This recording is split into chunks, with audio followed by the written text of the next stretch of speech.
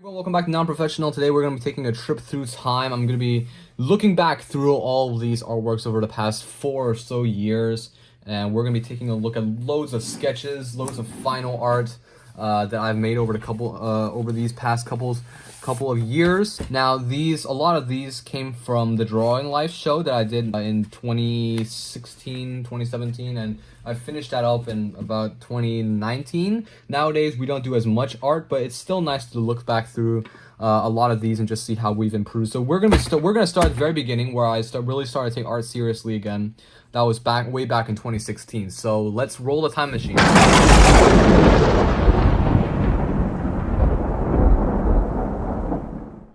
So right off the bat, this first box contains a lot of stuff that really started me off in, when I was, I think I was around 9 or 10 at the time, and I was just getting back into the ropes of drawing. And this wasn't really where I started drawing. I've been drawing really all my life, but this is really where I started to, learn how to take on a huge project. And that's like where I really started with, all of this artworks and stuff, and that really spurred me on to do YouTube later on. But we'll talk that will come later when we talk about the Drawing Life. But anyways, this stuff is a bunch of comic books that I created back in 2016, and I had about 36 of these issues that came out. I was literally working on them every day. There was no stories. This was back when I don't even know what grade I was in, but I was doing a lot of these. I had a lot of free time. I was working on these projects, and I was literally making a comic every single day. And as you can see, it's not great, but it's still nice to look back. I had a lot of good memories doing these. I just had fun. I didn't care how bad it looked. It was just really fun to be working on these comics. And at the end, I even made little series, even though they had no storyline. There was still series, which is funny. And I'm really glad I didn't go hard on myself, because these drawings are pretty terrible. And I think if I had been worried about meeting my standards, then it would have become a problem. But because I didn't worry about meeting my standards, I created a bunch of these and really learned a lot from this project. So around that time when I was doing it, I was also working on more sketches. I was looking into comic books. So I was really looking around online for stuff, looking at these are different sketches and stuff from stuff I see online. And I was really doing a lot back then. And here's a spread. This is from a Star Wars inspired thing. I was really inspired by Star Wars back then. 2016, I think episode 7, the sequels first started to come out, and that was really exciting for me at the time.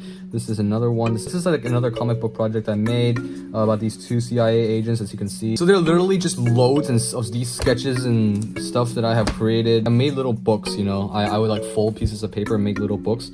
And these are really cool. These are really cool to look at, just not because I enjoy looking at them, but I enjoy seeing how much I've come, how much I've improved over here. We've got an interesting spread, actually.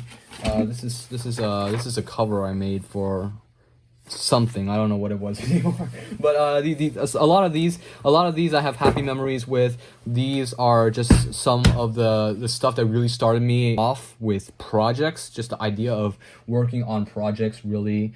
I really love the idea of taking on a project, and there was just something really exciting about starting a project, and you got so many possibilities you can explore. But then we moved on. So this ended in about late 2016, and around 2017 I was just starting to doodle a little bit with books.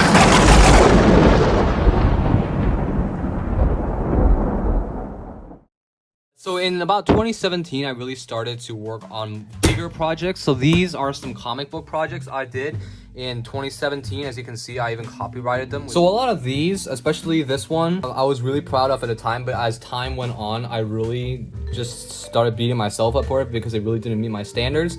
But now, looking back at it, I just think about just how much I learned from these projects, especially this one called Hostage. You can still read these. These couple ones. This one called Nick Curry, this series. I had like a 5-book series about this guy, and this book called Hostage. These are still online, so I'll link down below. I'll link them below if you want to see them. I had page layouts and everything, so I was really getting more organized and more intentional with how I was doing my projects. And this is a very big project that I did in 2017. It took me at least 6-7 months to work on this. I had a lot of fun coloring this in Photoshop, but it was just so tedious doing all of this. But I was really glad that I finished this project. This was a 5-book project, and as you can see, I even lettered it, not by hand, by PowerPoint, I believe it was.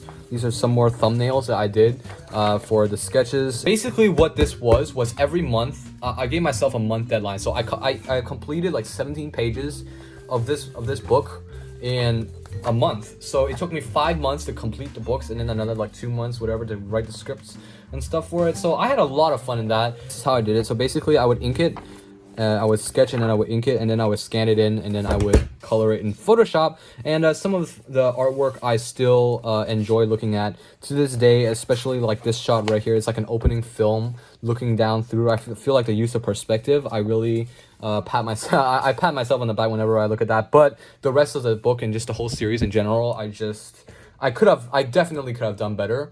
But you know, I learned a lot from that project, and that's the most important thing. But right after that, this is the interesting part. You know, right after Nick Curry finished, I had so much fun drawing that I really wanted to continue the drawing, and I wanted to video my own improvements, which is something that really started a big project that spanned over 3 years, and that's coming up right now.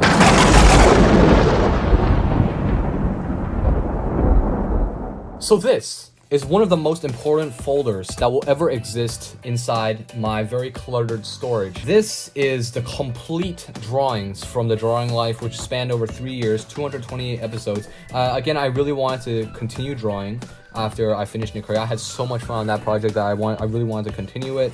And I had so much fun with the drawing life, especially around 2018 and 2019. In 2017, I really started it, and I started drawing some random things and videoing them, and just really having a good time with that. You can go check out 228, which was just kind of the culmination of everything.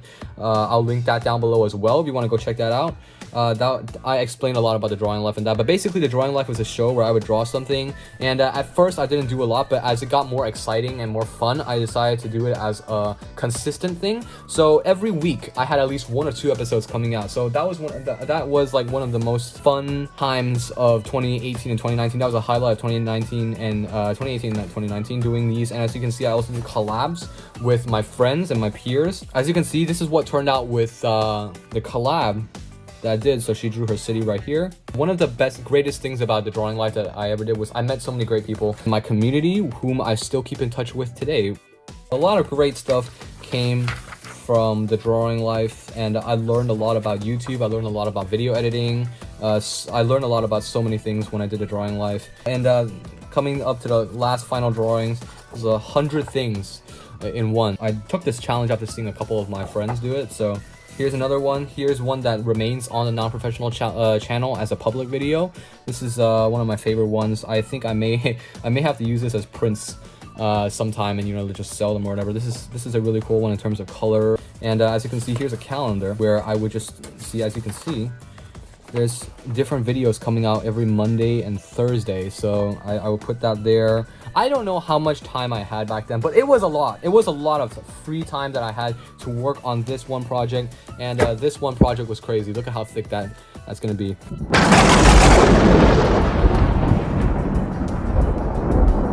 So moving on, this is during the drawing life, I believe. This was during the drawing life I did Inktober. This was my only year that I succeeded in attempting it. I will talk about year 2 after that. They won Poison. You know, as you can see, a lot of these drawings aren't that great, but I really improved. And I had a lot of fun with Inktober. But unfortunately, year 2 didn't really work out how I wanted it to. Even though the drawings in year 2, I loved the drawings in year 2. I believe these to be one of my best drawings. As you can see, I opened with a stipple Inktober 2019. And this is I think day 1 prompt was Ring. And then there was Joker. I was really worried that this wouldn't turn out the way I wanted it to, but after I added the black, I feel like that the colors just really popped in this one. Unfortunately, I had an unexpected trip to Singapore, so I had to stop Inktober right there. So I only did a couple days, I believe. Let me see if I can find a calendar. This is my calendar for October, and we stopped at day 7. So I only did 7 days, but these drawings were really cool, and they'll always have a place in my heart. So that's Inktober. Now, while I was doing the drawing life, now I'm not gonna make a timeline on this because it's crazy. A lot of stuff overlap over each other, but this is during the time of the drawing life. I started a comic book project that never really worked out, but I also learned a lot.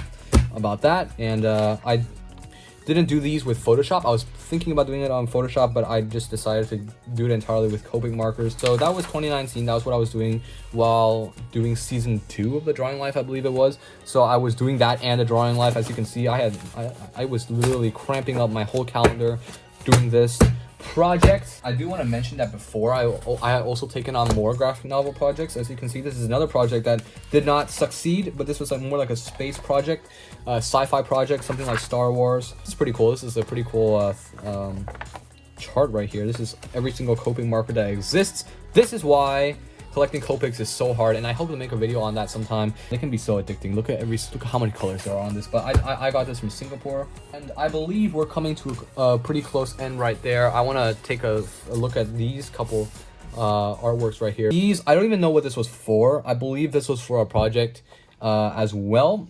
And this is like a drawing of a tree, and this one is a collab. This one is with a collab with my friend Rax Art. You can find him on Instagram. He just hit 1K, I believe, recently, like a month ago. I did a lot of collabs in the Drawing Life. This was also part of the Drawing Life. This was not part of the Drawing Life. This sketch was, I was just bored one day and I just decided to draw this guy with I believe this is a Gibson Les Paul. I was really into electric guitars at the time, and I still am right now, but I was really into Les Pauls at the time, so I drew this, and I believe it was a 1959 gold top. For those of you who don't know, that's one of the rarest Les Pauls out there. And I just want to wind down this video by talking about some of my inspirations that I've had in these couple years of doing artwork, and I want to bring out their art right here. And the first one, I don't know if I'm gonna pronounce his name right, but this guy is called Hergé. I believe it's Hergé or Hergé, but he made The Adventures of Tintin, and this is what really inspired me to make comics. Just look at the artwork inside. This is just phenomenal. But I have like 1 or 2 of these comics, and they really inspired me. The second is Draw with Jaza. He really created kind of a spark in me to go try out markers, especially, and he taught me to draw a lot. Not by this book, but I really enjoyed watching Jaza's videos and just getting inspiration from his own drawings. His own drawings are pretty cool. He does a lot of animation and stuff. His channel will be linked down below. But one of my ultimate inspirations comes from Mark Curley. He's a manga artist, but he really does art from all over the place. He can literally draw anything, that guy. If you just request it, he can draw anything. But his specialty is manga, and I really learned how to make YouTube videos and also draw from his channel. Like, I learned perspective from his artwork. I learned how to make my art look a lot better. I learned a lot of stuff from his channel and his books. He has a lot of books that you can, but as you can see, this is a 3-point perspective drawing, I believe, and I learned how to draw perspective properly through his books. But he will remain one of my biggest inspirations, and I hope you enjoyed this trip through time. I don't want to mislead anyone into thinking that this is me patting myself on the back throughout the whole video. This is just saying that from humble beginnings, you guys can also really improve. There's always improvement coming along, even if you're a non-professional. While we can learn from other people, we can also learn from ourselves and our projects. This is just a look into what I have learned from myself. And that's what this video is really about. How you learn from other people, like how you can learn from Jaza. Here you can be inspired by different comics, but you can also ultimately learn from yourself. So let's hit 300 subscribers very soon. I hope you enjoyed this video. I hope you keep fire on your projects, keep being passionate about what you want to do, and just know that even with humble beginnings, you can still get to where we are right now. And I've never thought that I would be where I was right now, with hundreds of subscribers. I still don't know what lies ahead for me, but I just want to thank you guys for being there for me when I need it, and when I needed to take breaks, and when I needed to change direction. You guys were always there. Make sure to check out the website and the blog and the YouTube channel, and leave your request down below. So thanks for watching. See you next time.